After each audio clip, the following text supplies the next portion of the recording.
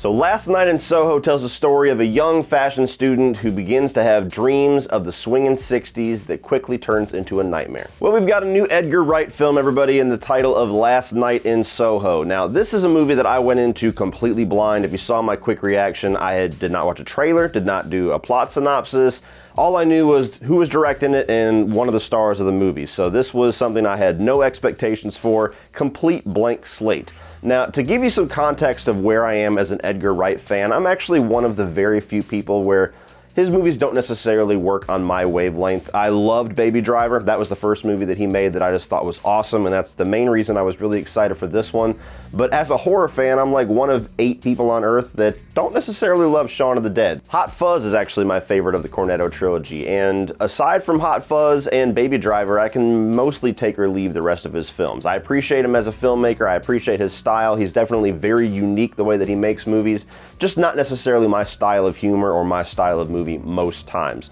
But this is a horror film, so I was very curious on what type of movie this was going to be, if it was going to be a murder mystery, if it was going to be a paranormal movie. Like I said, blank slate. So starting off with the positives for Last Night in Soho, like pretty much every film that this guy makes, you can't help but love his style. I mean, the way that he moves the camera, especially the editing style, which is really prominent in here, to where there's scenes where in this little 60s fever dream where you got Anya Taylor-Joy's character dancing with another character, and then she'll just spin around, and in the same take it'll turn into the main character. The movie just has a really unique energy to it. You know, before it really even starts to become dark and become a horror film, which really doesn't start to take place until about halfway through the movie, it's just a movie that marches to the beat of its own drum, which you could say for pretty much every Edgar Wright film. I love the use of color in this movie. Red is very prominent. A lot of people are going to watch this, and not only because of the girl going off to a private fashion school, but also because of the color red and some of the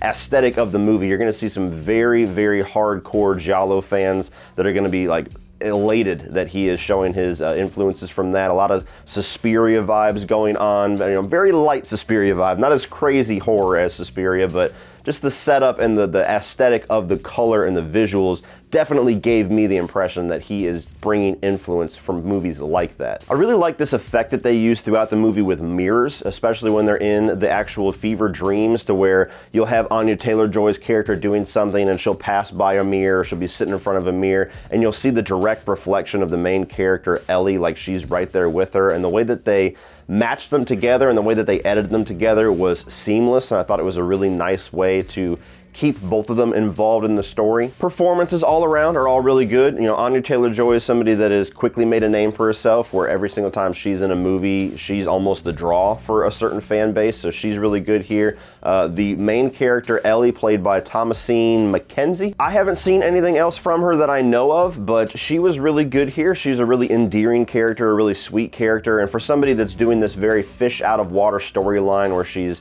you know, in a foreign land, she's surrounded by a lot of people that she doesn't know, and some of them are kind of shitheads and some of them are really, really overly nice, but her kind of navigating her way in this environment that she's not used to, this environment that she very clearly does not feel comfortable or safe in, her personality and her performance definitely makes you latch onto this character, and for whatever events are going on in the film, as you figure them out, you want her to survive them, you want her to come out on top because she's so likable. Moving on to the mixed aspect, for me, it's the story here. Now, intentionally, this is a movie that does not really give you all of the information you need until the third act of the movie, to where you're going through and things are happening to this girl, things are starting to be revealed, she has these dreams, they start to become nightmares, and you're spending over an hour, maybe even an hour and a half of this movie just really wondering where things are heading. And some people are gonna love that, some people are gonna love the mystery and peeling back the onion and not really knowing what to expect, and other people like myself, it's hard to get completely invested in the story if you don't get some kind of an idea of where you're going. I didn't know if this was gonna be turning paranormal, I didn't know if these dreams were some kind of a premonition or some kind of a sign of the past, or if she's just losing her mind, and part of that, like I said, is very intentional. It's meant to be a little bit disorienting, but I want to know to a certain extent where we're heading. Otherwise, it's hard to get invested because it might all just be a dream. It might all be bullshit. and I can't really latch on to it. Now moving on to the negatives, I feel like as good of a job that they do of kind of keeping the story very ambiguous and mysterious and not heading in a clear direction for the vast majority of the runtime, as soon as it gets to the point where you start getting explanations, you start getting answers, you start understanding where the story is heading, the answers that they gave you felt very conventional. They felt a little bit predictable at that point. And if you take out Edgar Wright's style completely and just how unique he presents the movie and the story, there's nothing in this movie that we haven't seen before, even this year. Which left me feeling like the movie was a lot of style and not a whole lot of substance, because there wasn't really any big surprises, there wasn't really any subverted expectations with the narrative that they were giving me, and even some of the themes that they're going for here, it's all things that we've seen before. They don't present them in a new way or a more interesting or impactful way. So by the end of it, it was like, okay, that's a fun way to present that story, but I have heard this tale before. I also thought that the middle section of this movie was almost disorienting to a point of giving me a headache. Now, there's a certain spot in the movie where things start to really ramp up the tension as far as this dream bleeding into her real life, and not only the character, but you as a viewer not really being able to decipher what is real, what is fantasy, what is a dream, or are they all merging together. And there's certain visuals that they give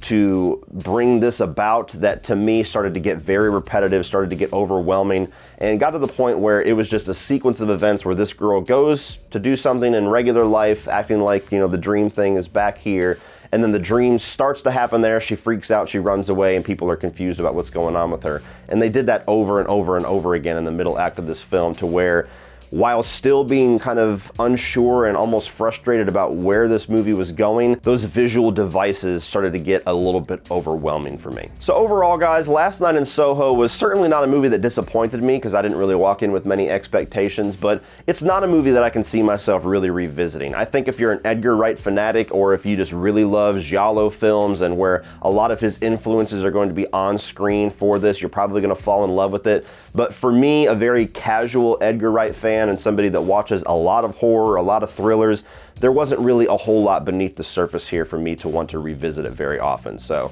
I enjoyed it enough. I don't regret seeing it, but it's certainly not one of my favorite films of the year. So if you're an Edgar Wright fanatic, you're already in the theater, and what I'm about to say is irrelevant. But for everybody else that might be on the casual side of his fandom or is unsure about whether or not to see this movie, probably wait, check it out online, and stream it.